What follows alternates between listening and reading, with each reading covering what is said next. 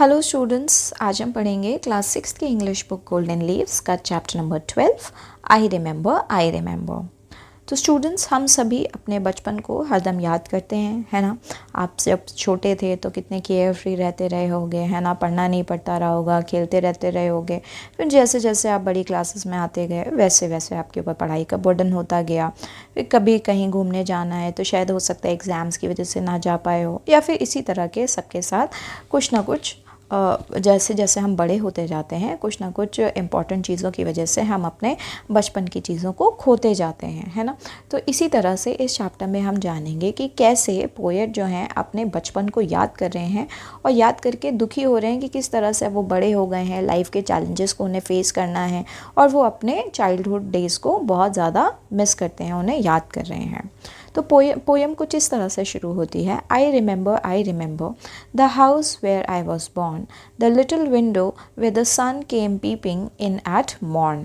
He never came a wink too soon, nor brought too long a day. But now I often wish the night had borne my breath away. तो यहाँ पर ये जो opening lines हैं, जैसे poem शुरू हो रही है, वो कह रही है कि आई रिमेंबर। तो यहाँ पर पोएट याद कर रहे हैं अपने बचपन को, ठीक है। और पोएम अपने बचपन को याद करते हुए अपने बचपन के घर को याद कर रहे हैं जहाँ पर वो पैदा हुए थे, ठीक है। वो अपने घर की एक छोटी सी लिटिल विंडो को डिस्क्राइब करते हैं जहाँ से सन जो होता है मॉर्निंग के समय में पीप करता होता है। पीप का मतलब होता है झांकना, ठीक है। तो झांकता है और जो सन होता है वो हमेशा सही समय पर झांकता होता है, ठीक है। Always right on time, sun is always right on time. तो यहाँ पर देखो, जैसे जो सन होता है वो हमने हमेशा देखा है एक अपने प्रॉपर टाइम पर उगता है और अपने प्रॉपर टाइम पर डूब जाता है। तो यहाँ पर भी यही डिस्क्राइब किया गया है कि पोएट यही बता रहे हैं मेनली कि जो सन है वो ना तो बहुत जल्दी अराइव कर जाता है, ना तो जल्दी आता है, और ना ही बहुत देर तक पूरे दिन भर में रहता है। यानी कि वो हमेशा अपने परफेक्ट टाइम पर ही उगता है और अपने परफेक्ट टाइम पर ही डूबता है। हाउएवर, अब जब पोएट बड़े हो गए हैं तो पोएट जो हैं अपने करंट फीलिंग्स को रिफ्लेक्ट करना चाह रहे हैं। करंट फीलिंग का मतलब हो गया आज वो जैसा महसूस करते हैं, ठीक है, उसको एक्सप्रेस कर रहे हैं कि अब वो चाहते हैं कि जो रात है, ठीक है, वो जल्दी आ जाए। पहले क्या था, जब बचपन था तो उनको लगता था दिन हो, मैं खेलूँ कूदूँ, है ना, और एंजॉय करूँ दिन को। और फिर क्या होता है शाम के समय में अक्सर क्या होता है कि हम लोग जो हैं हमें अपने घर जाना पड़ता है ना। जब हम छोटे होते हैं तो मम्मी पापा अक्सर जब हम खेल रहे होते थे शाम का समय हो जाता तो घर वापस बुला लेते थे।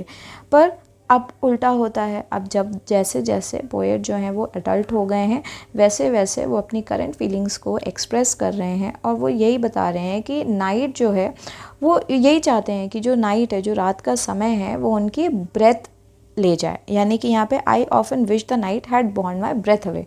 यहाँ पर बॉर्न माई ब्रेथ अवे का मीनिंग यही हो गया कि वो जो लाइफ के जो बर्डन्स हैं, जो लाइफ की जो दिक्कत परेशानियां हैं, अनहैप्पीनेस हैं, वो रात का जो समय आए और वो रात का समय उनके जो बर्डन्स हैं उनको ले जाए। यानी कि वो यही चाहते हैं लाइफ से कि वो उन बर्डन से एस्केप कर जाएं। यानी कि वो अपनी डेथ को चाहते हैं। डेथ का मतलब हो गया कि वो दोबारा से अपना बचपन जीना चाहते हैं और इस एडल्टहुड को ख़त्म करना चाहते हैं।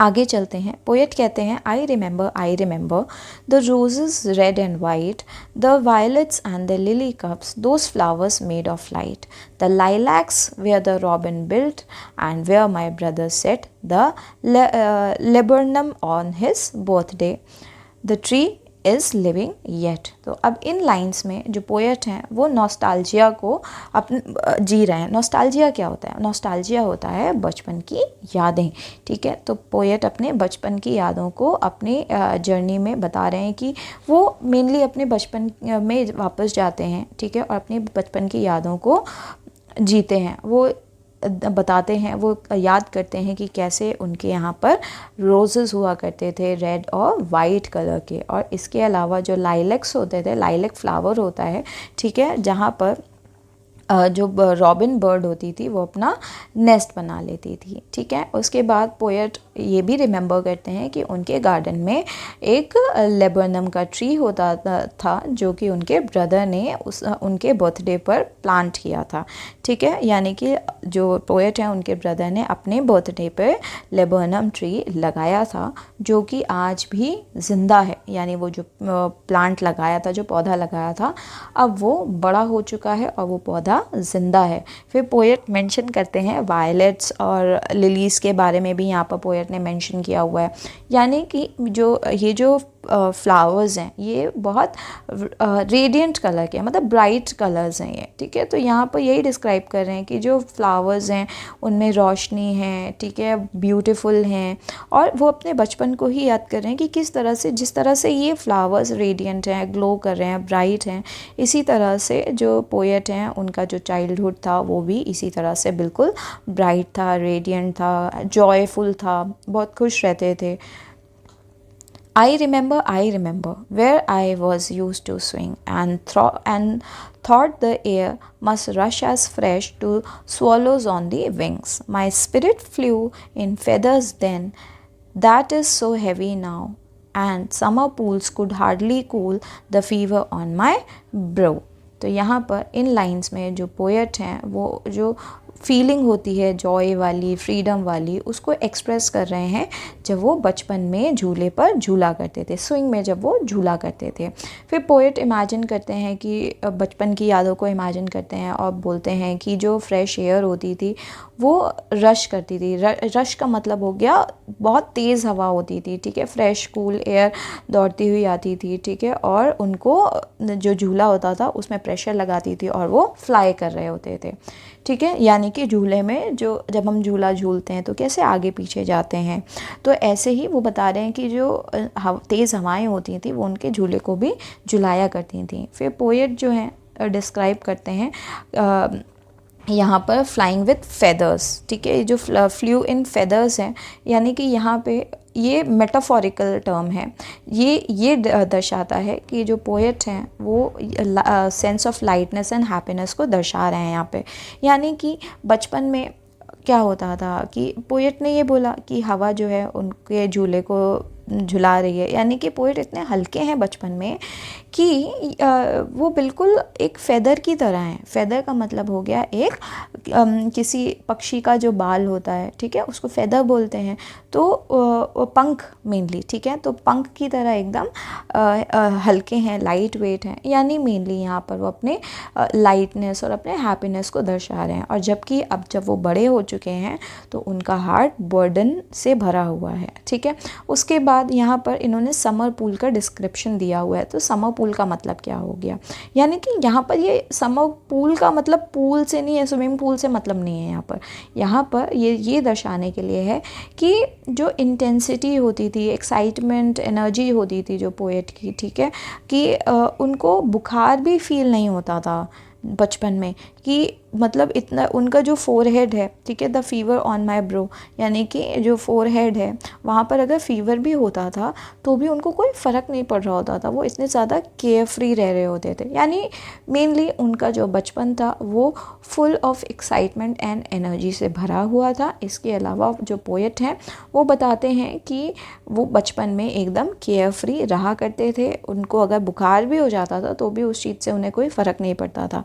पर अब जब पोएट बड़े हो चुके हैं तो उनको ये सारी चीज़ें जो हैं अब वो फील होती हैं। मेनली वो एक तरीके से बर्डन की तरह बता रहे हैं अपने एडल्टहुड को। I remember the fir trees dark and high. I used to think their slender tops were close against the sky. It was a childish ignorance, but now it's little joy to know I am farther off from heaven than when I was a boy. तो यहाँ पर जो poet हैं अब अपने final lines को close करते हुए पोएट जो हैं बड़े बड़े फिर ट्रीज़ के बारे में, यानी देवदार के पेड़ों के बारे में बताते हैं कि वो जो ट्रीज़ हैं वो डार्क हैं और बहुत ज़्यादा टॉल हैं। और जब वो छोटे थे, ठीक है, तो पोएट ऐसा बिलीव करते थे कि ये जो पेड़ हैं इनके जो, जैसे देवदार के ट्रीज़ दिखने में होते हैं, आप ऐसे समझिए कि उनके जो टॉप होता है वो बिल्कुल कॉनिकल शेप का होता है, जैसे क्रिसमस ट्री का, ठीक है। तो आप इसको क्रिसमस ट्री की तरह इमेजिन करिए। तो बताते हैं कि जो ट्री है वो, उसका जो टॉप है वो इतना ऊंचा है कि वो आसमान को छू रहा है, ठीक है। और इसके अलावा वो ये बिलीव करते थे, मतलब उनका मेनली बिलीव ही यही था कि बचपन में ये जो फिर के ट्रीज़ होते थे, देवदार के जो पेड़ होते थे, वो आसमान को छू लिया करते थे। यानी मेनली यहाँ पर जो पोएट हैं उनकी इनोसेंस और इनोसेंस को मेनली दर्शाया गया है कि जब वो छोटे थे तो इतने ज़्यादा मासूम थे कि उनको ये भी नहीं मतलब उनको ऐसा लगता था कि आसमान एकदम पास है। पर जब हम बड़े हो जाते हैं तब हमें समझ में आता है कि हाँ, आसमान तो बहुत ज़्यादा दूर है। पर एज अ चाइल्ड, ठीक है, वो यही सोचते थे कि जो पेड़ हैं वो आसमान को छू रहे हैं।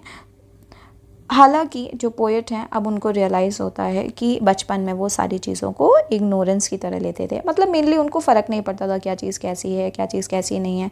पर अब उन्हें पता चलता है कि वो अब बड़े हो चुके हैं और कुछ इंपॉर्टेंट चीज़ों को इग्नोर भी नहीं कर सकते हैं। एज अ एडल्ट उनके मन में जॉय आता है, ठीक है, उनके मन, मतलब वो खुश होते हैं ये सोच करके कि अब वो जो हैं वो हेवन से दूर हैं। हेवन का मतलब यहाँ पे हेवन का इस्तेमाल किया गया है।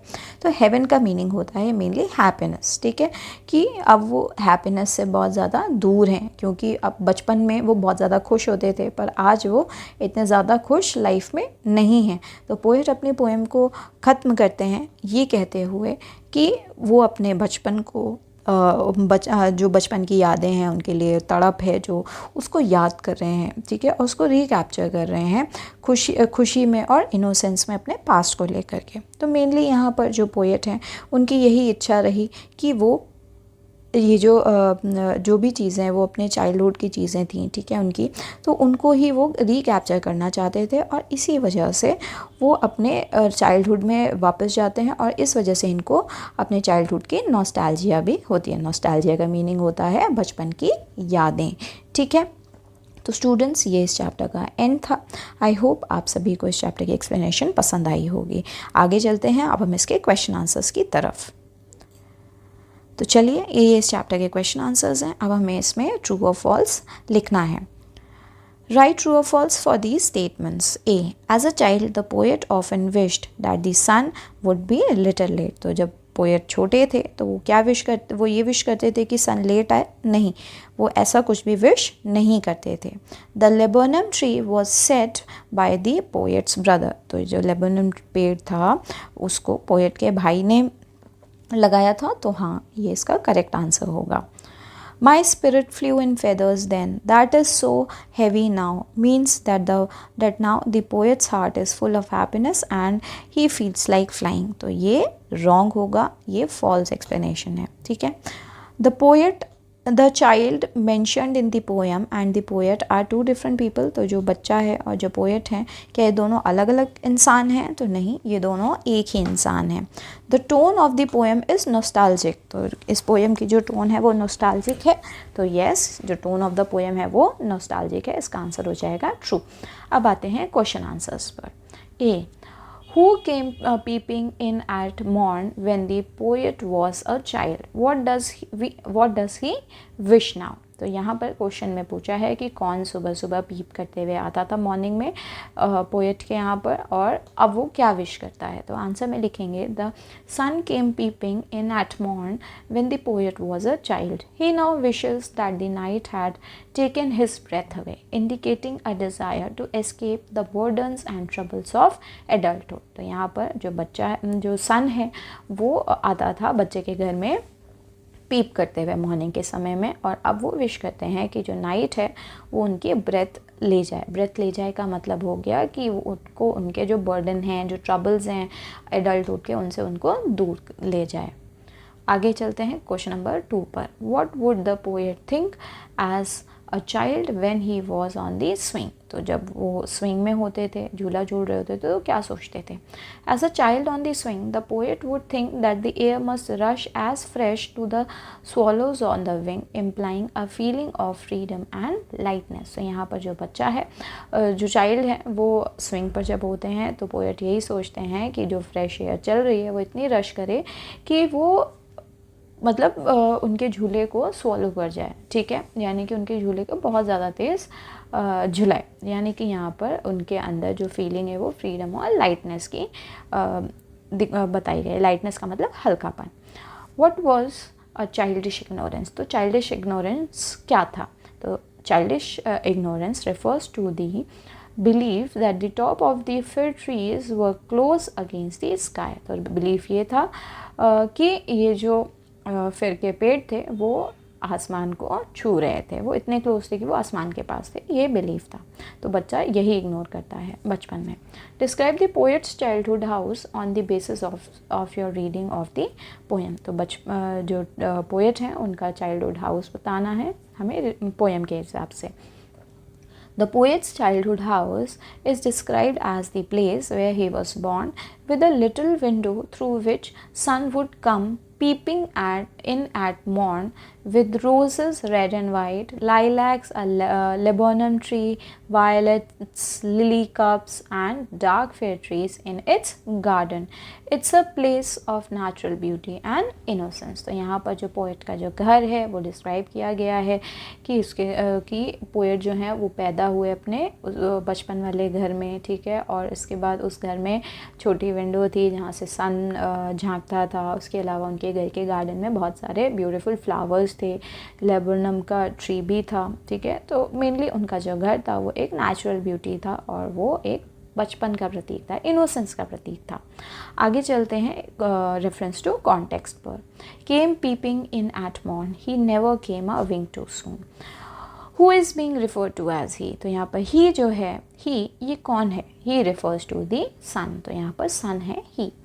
Y does he come peeping into the room? तो ये जो सन है वो क्यों रूम के अंदर आता है पीप करते हुए? The sun comes peeping into the room because it brings light and signals the start of a new day. तो जो सन है वो पीप करते हुए रूम में इसलिए आता है जिससे कि वो रोशनी ला सके। इसका मतलब ये है कि दिन की शुरुआत हो चुकी है। What does the poet wish at the end of the stanza? तो स्टेंजा के एंड में पोएट क्या विश करते हैं? The poet wishes that the night had taken his breath away, indicating a desire to escape from life's difficulties or unhappiness। तो इस stanza के and में पोएट यही इंडिकेट करते हैं कि यही बताना चाहते हैं कि जो उनके जो लाइफ के जो बर्डन्स हैं, डिफ़िकल्टीज़ हैं, वो चली जाएं रात के साथ। Those flowers made of light. What does the poet mean by made of light? तो यहाँ पर made of light का मीनिंग क्या है? Made of light means that the flowers were radiant and glowing। तो यहाँ पर जो flowers हैं वो radiant हैं और glowing और glow कर रहे हैं, इसका मीनिंग यही है। Name the flowers mentioned by the poet। तो पोएट ने किन किन फ्लावर्स को मेंशन किया है हमें वो बताना है। The flowers mentioned by the poet are roses, lilacs, violets and lily cups। तो ये सारे फ्लावर्स को उन्होंने मेंशन किया है अपनी पोएम में। What did the robin do? Robin bird का नाम है, तो रॉबिन ने क्या किया था? रॉबिन ने नेस्ट बिल्ड किया था लाइलैक्स में। The robin built its nest in the lilacs। What is the significance of the laburnum tree? laburnum tree की significance क्या है, क्या महत्व था?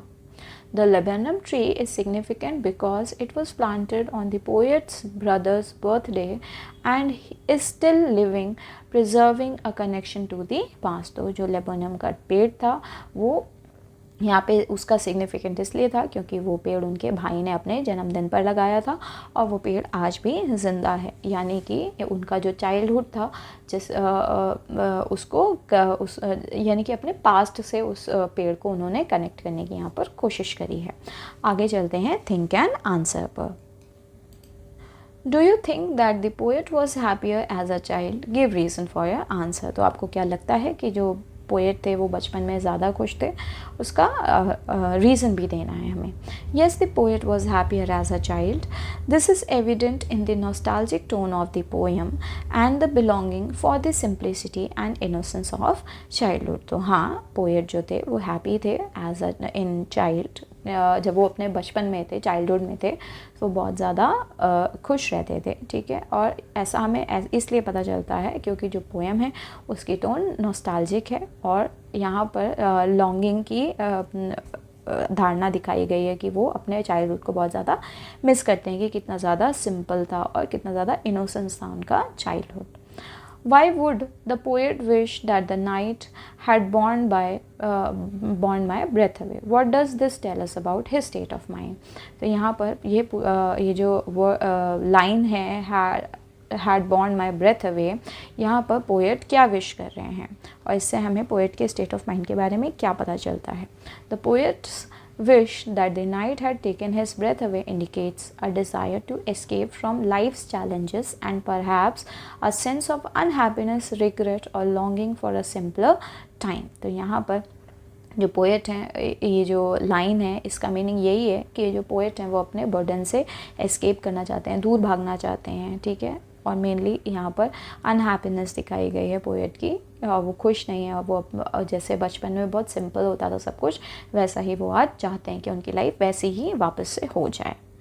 What does the poet mean when he says I am father of from heaven? तो I am father from heaven का meaning यहाँ पर क्या है? When the poet says I am father of from heaven, he means that he feels distant from the happiness and bliss he experienced as a child.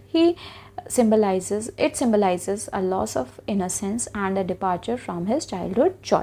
तो यहाँ पर I am father of away from heaven का मतलब, heaven का मतलब हो गया happiness, ठीक है। तो फादर का मतलब होता है दूर, तो वो अब खुशी से बहुत ज़्यादा दूर जा चुके हैं क्योंकि अब वो बहुत ज़्यादा बड़े हो चुके हैं। जो भी चीज़ें उन्होंने बचपन में करी अब उन सब चीज़ों से वो दूर जा चुके हैं, यानी कि अब वो अडल्ट हो चुके हैं, जो भी उनका जो इनोसेंस था वो ख़त्म हो चुका है, ठीक है। और उनका जो बचपन के दिन थे वो जा चुके हैं। नेक्स्ट क्वेश्चन पर चलते हैं। How does the poet build a contrast between his life as a child and his life as an adult? तो कैसे कंट्रास्ट बिल्ड करते हैं पोएट अपने पोएम में एज अ चाइल्ड और एज ए एडल्ट? तो आंसर में लिखेंगे the poet builds a contrast between his life as a child and his life as an adult through the use of nostalgia, longing, and vivid descriptions of the joys and wonders of childhood. He reflects on how the passing of time has brought burden and distance from the happiness he once had। तो यहाँ पर contrast ऐसे show किया गया है कि poem को nostalgia की तरह दिखाया, बचपन की यादों की तरह दिखाया है, ठीक है। ये दिखाया है कि बचपन में वो कितना ज़्यादा जॉयफुल रहते थे और याद करें अपने बचपन को। इससे ये रिफ्लेक्ट होता है कि कैसे जैसे जैसे समय बढ़ता जाता है, बचपन ख़त्म होता जाता है, वैसे ही लाइफ में बर्डन आ जाता है और हम हैप्पीनेस से दूर हो जाते हैं। What is the poet trying to convey through this poem? तो पोएट इस पोएम के थ्रू हमें क्या कन्वे करना चाह रहे हैं, क्या मैसेज देना चाह रहे हैं? The poet is conveying a sense of nostalgia for his childhood with its moments of joy and innocence, while also reflecting on the loss of that innocence and the challenges of adulthood. The poem explores the passage of time and the poet's changing perspective on life। तो poet जो है यहाँ पर convey कर रहे हैं nostalgia का sense कि वो अपने बचपन को याद कर रहे हैं, बचपन के मोमेंट्स को याद कर रहे हैं जो कि खुशी भरे होते थे, जॉयफुल होते थे, ठीक है, इनोसेंस भरे होते थे। और अब जैसे वो बड़े हो गए हैं तो वो सारे ही इनोसेंस जो है वो सब ख़त्म हो चुका है और अब उन्हें बड़े में जो एडल्टहुड के जो चैलेंजेस होते हैं अब उन्हें फेस करना है, ठीक है। अब जो पोएम है इसमें एक समय की जो डिस्टेंस है उसको बताया है, यानी कि बचपन से लेकर के उनके बड़े तक के समय को दर्शाया है और किस तरह से बचपन से लेकर के जैसे हम बड़े होते हैं वैसे ही हमारी लाइफ में जो चैलेंजेस होते हैं वो बढ़ते जाते हैं, ठीक है। यानी कि मेनली यहाँ पर लाइफ कैसे बदल जाती है ये बताया है, जैसे हम छोटे से बड़े हो जाते हैं। तो स्टूडेंट्स, ये इस चैप्टर का एंड था। आई होप एक्सप्लेनेशन आपको पसंद आई होगी। वीडियो पसंद आई हो वीडियो को लाइक करें, चैनल को सब्सक्राइब करें, अपने सभी फ्रेंड्स तक इस वीडियो को ज़रूर शेयर करें। Thank you.